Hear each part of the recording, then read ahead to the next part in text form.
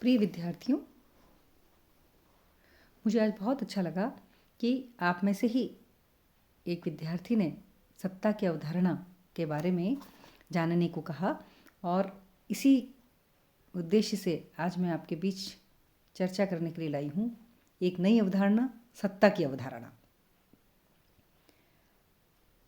सत्ता का अर्थ क्या है, पहले हम उसको समझेंगे, है ना।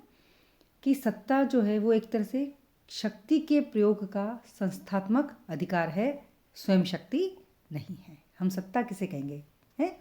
सत्ता को आप देखिए कि राज्य व्यवस्था रूपी जो शरीर है उसकी आत्मा कहा जाता है और यह शक्ति, प्रभाव, नेतृत्व इसका साधन है।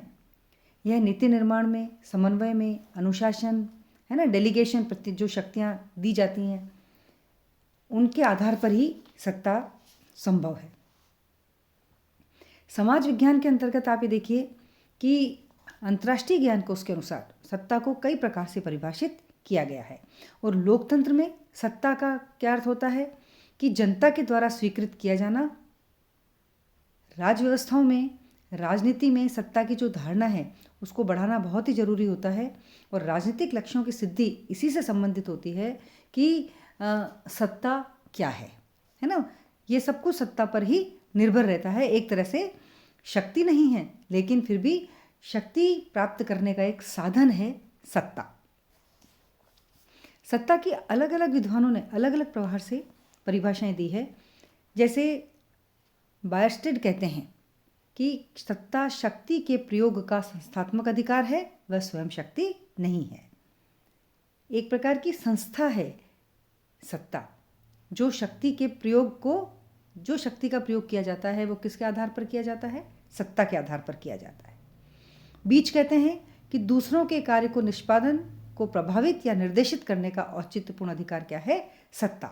जो व्यक्ति, दूसरा व्यक्ति जो कार्य कर रहा है उसको किस प्रकार से प्रभावित किया जाए, उसको कैसे निर्देशित किया जाए, है ना, यह सत्ता का अधिकार होता है। हेनरी फ्योल कहते हैं कि सत्ता आदेश देने का अधिकार है और आदेश का पालन करवाने की शक्ति है।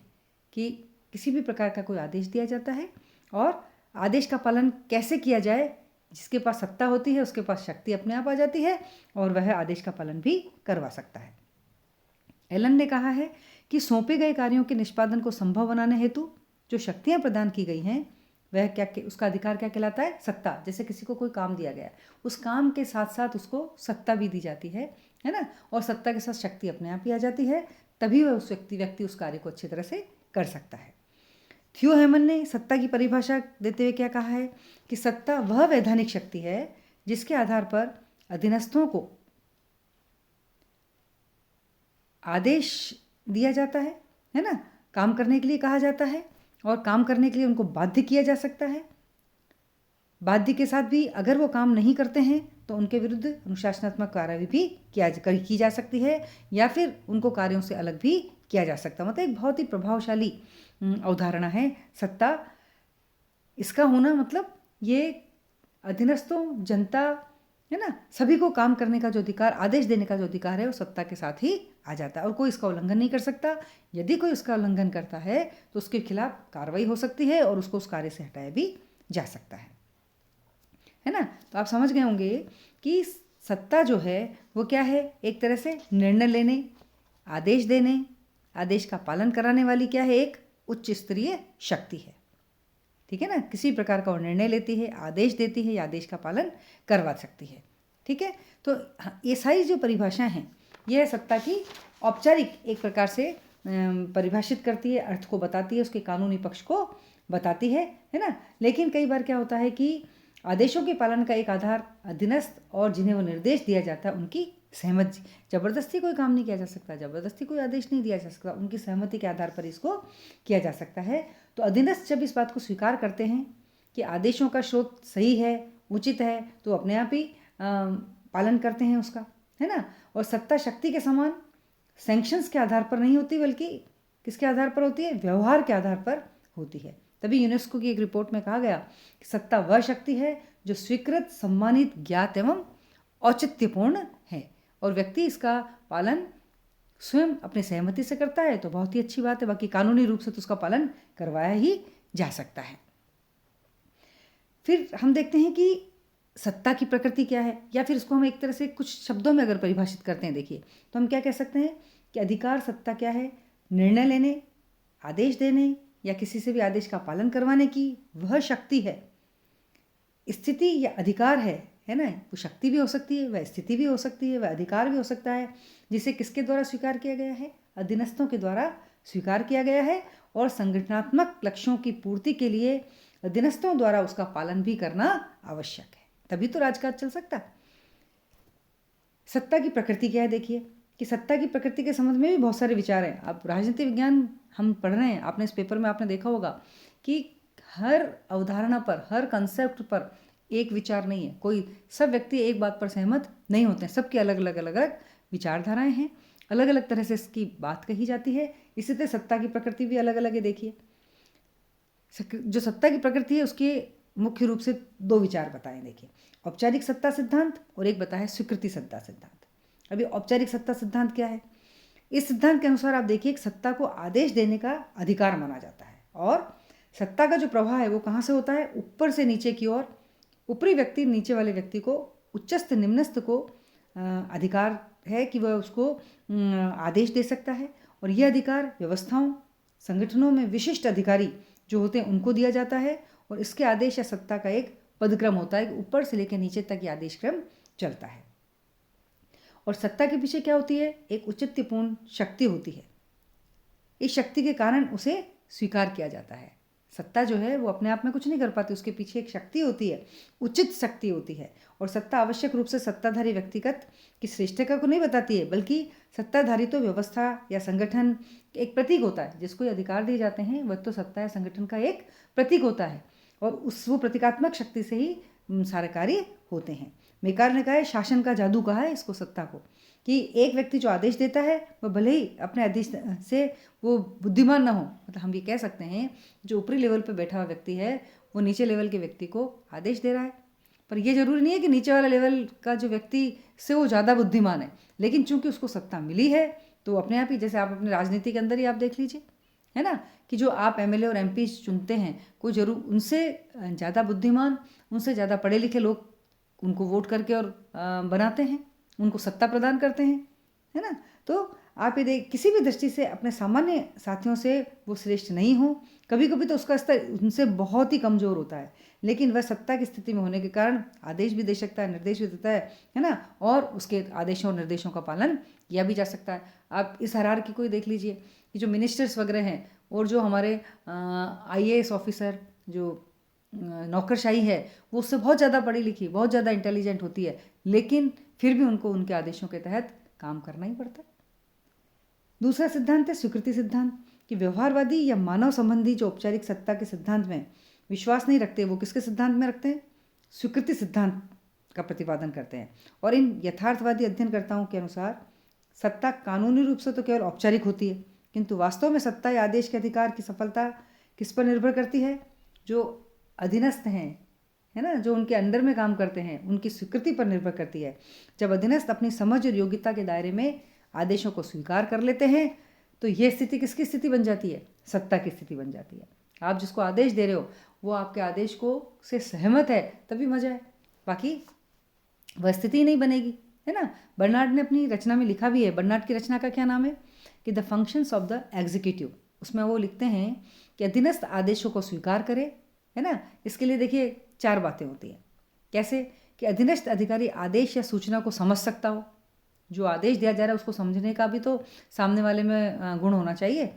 दूसरी बात उन्होंने कहा है कि अपने निश्चय करने के समय का उसका विश्वास हो कि आदेश संगठन के उद्देश्यों के साथ असंगत नहीं है, कि जो आदेश दिए जा रहे हैं वो सही है, वो हमारे भले के लिए है। निर्णय लेने के समय ये सोचता है कि एक समग्रता के रूप में संबंधित आदेश उसके व्यक्तिगत हितों के अनुकूल है या नहीं है, खुद के लिए भी फायदेमंद है कि नहीं। वह मानसिक और शारीरिक दृष्टि से उस आदेश के अनुपालन की क्षमता भी रखता हो। मतलब किसी भी उच्च अधिकारी अधीनस्थ को जब आदेश देता है तो इन 4 बातों का उसमें होना आवश्यक है। कौन कौन सी बातें हमने कहा है कि वो उसको समझने की शक्ति होनी चाहिए, उस पर उसका विश्वास होना चाहिए, है ना, और उसके हितों के अनुकूल होने चाहिए, और उसको समझने का वो क्षमता भी रखता हो, इस चीज़ को होनी चाहिए। ठीक है ना। तो इस प्रकार सत्ता की जो प्रकृति है वो दो रूपों में हमने देखी, औपचारिक सत्ता और दूसरी है, ये सत्ता नहीं है, सत्ता ही है, और स्वीकृति का सिद्धांत। फिर ये सत्ता कितने प्रकार की हो सकती है, इसकी शोध क्या है, कहाँ से मिली, है ना। जैसे सुकरात हैं, प्लेटो हैं, ऑगस्टाइन है, उस समय से ये सारी चीज़ें चलती आ रही हैं। लेकिन इसका जो विस्तृत विवेचन है वो मैक्स वेबर के द्वारा प्रस्तुत किया गया, और उन्होंने इसका जो औचित्यपूर्ण वर्णन किया वो इस प्रकार है कि इन्होंने 3 प्रकार की सत्ता के स्रोत बताए हैं या प्रकार बताए हैं। एक परंपरागत है, एक बौद्धिक कानूनी या वैधानिक सत्ता है, और तीसरी उन्होंने बताई है करिश्मात्मक, करिश्मा से जो सत्ता प्राप्त हो जाती है। परंपरागत सत्ता क्या होती है, देखिए कि जब प्रजा अधिकारियों के आदेशों को स्वीकार करती है ना। और जो सत्ता का ये प्रकार क्या कहलाता है, परंपरागत, कि भाई किसी ने आदेश दिया और हमने मान लिया। तो इस प्रकार जो है जो परंपरागत सत्ता है उसका अभिप्राय क्या है कि शासन के उस अधिकार से जो राजनीतिक शक्ति के अनवरत प्रयोग से उभरता है। और इस प्रकार की सत्ता में प्रत्यायोजन होता है, डेलीगेशन अस्थायी रूप से किया जाता है, मतलब कुछ समय के लिए शक्ति किसी को दे दी जाती है। पूर्ण रूप से सर्वोच्च सत्ताधारी की इच्छा पर निर्भर करता है कि वो अपनी शक्ति को किसको दे या न दे। और अधीनस्थ सेवक समझे जाते हैं और ये आज्ञा पालन परंपराओं के प्रतीक विशेष व्यक्ति के कारण करते हैं। जैसे राजतंत्र में राजा, ये सारी बातें इसके अंदर की जाती हैं। दूसरा है बौद्धिक और कानूनी या वैधानिक सत्ता, किसको कहते हैं अपन, कि जब अधीनस्थ किसी नियम को इस आधार पर स्वीकार करते हैं कि यह नियम क्या है, उन उच्च स्तरीय अमूर्त नियमों के साथ सम्मत है जिसे वो उचित समझते हैं, है ना। और मतलब वो उसको समझ पा रहे हैं उस नियम को, और इस स्थिति में सत्ता को बौद्धिक कानूनी माना जाता है। यह सत्ता संवैधानिक नियमों के अंतर्गत धारण किए गए पद से प्राप्त होती है। जैसे अमेरिका में जब राष्ट्रपति पद का कोई उम्मीदवार निर्वाचक मंडल का बहुमत प्राप्त कर लेता है, या जब भारत में लोकसभा के बहुमत सदस्य किसी को अपना नेता निर्वाचित कर लेते हैं, है ना, तो प्रधानमंत्री पद पर प्रतिष्ठित हो जाता है। तब तक सत्ता का बौद्धिक तार्किक आधार ही होता है, और इससे सत्ता का प्रत्यायोजन बौद्धिक आधार पर किया जाता है। और कर्मचारीगण जो है वो वैधानिक रूप से इन आदेशों का आज्ञा का पालन करते हैं। तीसरा इन्होंने बताया करिश्मात्मक जो सत्ता है, कि जब अधीनस्थ वरिष्ठ सत्ताधारी के आदेशों को इस आधार पर न्याय संगत मानते हैं कि उन पर सत्ताधारी का व्यक्तिगत प्रभाव है, तब उसे करिश्मात्मक सत्ता कहते हैं, करिश्मा से जो बने हुए, है ना। तो इस सत्ता में प्राय कोई प्रत्यायोजन नहीं होता, मतलब किसी को दी नहीं जाती है ना। और ये व्यक्तिगत जो सत्ताधारी हैं, जो कर्मचारी हैं, वो अपने आप ही उनके नियमों का पालन करते हैं, क्योंकि जो आदेश दे रहा है उसका व्यक्तित्व ही बहुत अच्छा है, करिश्मा है, उसको सब मानते हैं, उसे प्रिय नेता के रूप में माना जाता है ना। तो फिर मैक्स वेबर केवल औचित्यपूर्ण सत्ता का विश्लेषण प्रस्तुत करता है और बताते हैं कि बौद्धिक कानूनी सत्ता कमजोर एवं भंजनशील होती है। उसे सबलता प्राप्त करने के लिए परंपरागत और करिश्माई तत्वों का समावेश होना भी आवश्यक है। फिर आता है कि सत्ता का पालन कैसे किया जाता है। तो सत्ता के पालन के कुछ आधार हैं। कौन कौन से आधार हैं? जैसे विश्वास सत्ता के पालन का सबसे, हमको जो आदेश दे रहे थे, जो अधीनस्थ सत्ताधारी हैं, है ना, वो उनको विश्वास होना चाहिए कि हमको जो आदेश दे रहा है वो आदेश सत्ताधारी सही प्रकार से दे रहा है, तभी वो आदेश का पालन करेंगे। एक रूपता, तो ये तो मानव स्वभाव है कि जब उन लोगों के परामर्श, सुझाव, आदेशों को अधिक महत्व देता है जो उसके साथ विचारों, आदेशों की एक रूपता, जो उच्च सत्ताधारी है उनकी बातों को ज़्यादा मानता है जो उसके विचारों से सहमत होते हैं। तो सत्ता पालन के प्रसंग में एक रूपता के महत्व को स्वीकार किया गया है, जिसमें उदारवाद, साम्यवाद, फांसीवाद जैसे अनुकूल किसी विचारधारा का प्रतिपादन करती है, तथा राजनीतिक नेतृत्व अधीनस्थों एवं सामान्य नागरिकों को अपने अनुकूल ढालने का भी प्रयत्न किया जाता है। तीसरी बात उन्होंने क्या कहा? दबाव, कि अनेक बार दबाव और बाध्यकारी शक्ति सत्ता पालन के आधार के रूप में कार्य करते हैं। तो प्रत्येक संगठन और प्रत्येक राज्य व्यवस्था में अल्प संख्या में ऐसे व्यक्ति होते हैं जिन पर विश्वास या एकरूपता का प्रभाव कम पड़ता है और जो दमन और दबाव की भाषा को समझते हैं, है ना। तो सत्ताधारी का प्रयत्न यह होना चाहिए कि सत्ता पालन के प्रमुख आधार के रूप में दबाव को अपनाने की आवश्यकता न पड़े, और इस दृष्टि से आवश्यक है कि सत्ताधारी के आदेशों का उचित रूप से स्पष्टता भी होनी चाहिए। जो सत्ताधारी आदेश दे रहा है वो सामने वाले को समझ में भी आना चाहिए, तभी वो उसको मानेगा। चौथी बात आती है वैधानिकता, कि प्रत्येक संगठन में एक पद सोपानात्मक व्यवस्था होती है, और इस पद सोपान में सत्ताधारी को उच्च स्थिति प्राप्त होने के कारण सत्ता और सत्ताधारी के आदेशों को वैधता प्राप्त हो जाती है। जैसा कि साइमन कहते हैं कि सत्ता को इस मान्यता के कारण स्वीकार किया जाता है कि जो उच्च अधिकारी है उसके आदेशों का पालन किया जाना चाहिए। वैधानिकता, कानून, वैधानिकता माने कानूनी, उसी से प्रकट हो जाती है कि सत्ता की प्रभावशीलता को जब आघात पहुंचता है ना, और कब आघात पहुंचता है, जब कोई इस बात को नहीं मानता है तो फिर कानूनी रूप से उस बात को उसमें मनवानी पड़ती है। तो ये सभी तत्व जो हैं सत्ता पालन के मिले जुले आधार के रूप में कार्य करते हैं। कभी विश्वास ज़्यादा हो जाता है, प्रमुख बन जाता है, कभी दबाव का प्रमुख बन जाता है ना। इसमें से कोई भी ज़्यादा और कम नहीं है। तो व्यवस्था की श्रेष्ठता का प्रतीक का प्रमाण तो यह होता है कि विश्वास सत्ता पालन का प्रमुख आधार हो और दबाव इसमें गौण हो। मतलब सत्ता के प्रति जनप्रतिनिधि, जनता का विश्वास होना चाहिए। लेकिन इसके साथ भी इसकी कुछ सीमाएं भी इन्होंने दी हैं कि कौन कौन सी सीमाएं। देखिए कि सत्ता के बिना व्यवस्थित समाज की कल्पना नहीं की जा सकती, लेकिन सभ्य और सुसंस्कृत समाज सत्ता की कुछ सीमाएं निर्धारित करता है जिसका पालन किया जाना बहुत ही आवश्यक है। इसका मतलब क्या है कि सत्ता मनमानी न कर सके, इसलिए उसके ऊपर कोई बहुत सारी सीमाएं लगाई जाती हैं। जैसे प्राकृतिक सीमा कि संविधान के मूल अधिकारों का उल्लेख हो या न हो, किसी भी राज्य व्यवस्था को अधिकार नहीं हो सकता कि वह नागरिकों को उसके जीवन, सामान्य स्वतंत्र, ये प्राकृतिक चीज़ें हैं ना कि जीवन है, स्वतंत्रता है, उसकी संपत्ति से उसको वंचित नहीं कर सकती है। वह सत्ता की प्रथम प्राकृतिक और अनिवार्य सीमा है। और इस सीमा का उल्लंघन करने पर जो है, अगर सत्ता व्यक्ति की प्राकृतिक चीज़ों का उल्लंघन करेगी, है ना, उसको दबाव डालकर उसको दमित करेगी, तो जो है वो सत्ता पे ज़्यादा दिन नहीं रह सकता। दूसरा है नैतिक और धार्मिक विश्वास कि नैतिकता और धार्मिक विश्वास भी सत्ता के लिए अनिवार्य है। जब कोई राज सत्ता नैतिकता और धार्मिक विश्वासों के प्रतिकूल आदेश देती है तो उसका पालन करवाना बहुत अधिक कठिन हो जाता है। संस्कृति लोगों के जीवन के ढंग का नाम है, जो अपने आप को कला, साहित्य, धर्म, फैशन, संगीत, आचार विचार के रूप में प्रकट करती है। तो सत्ता को संस्कृति या समाज के सांस्कृतिक जीवन में हस्तक्षेप करने का भी अधिकार नहीं है।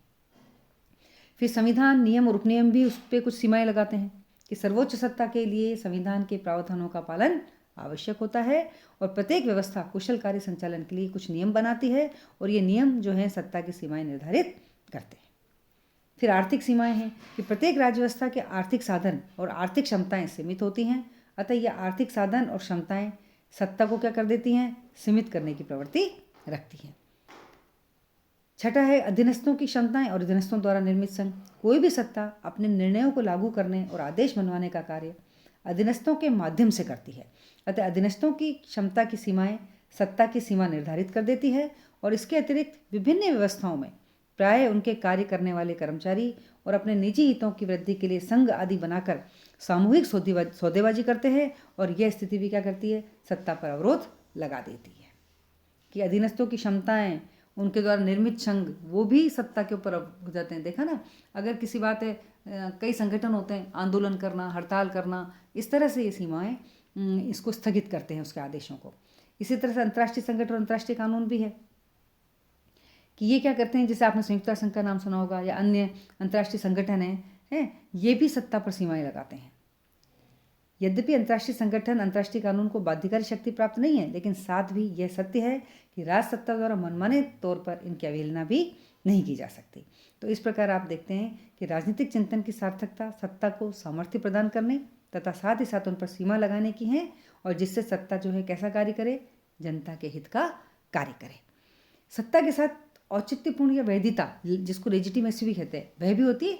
अगले चैप्टर में हम इसको चर्चा करेंगे। सत्ता और औचित्यपूर्णता दोनों में अंतर क्या है और औचित्यपूर्णता क्या है,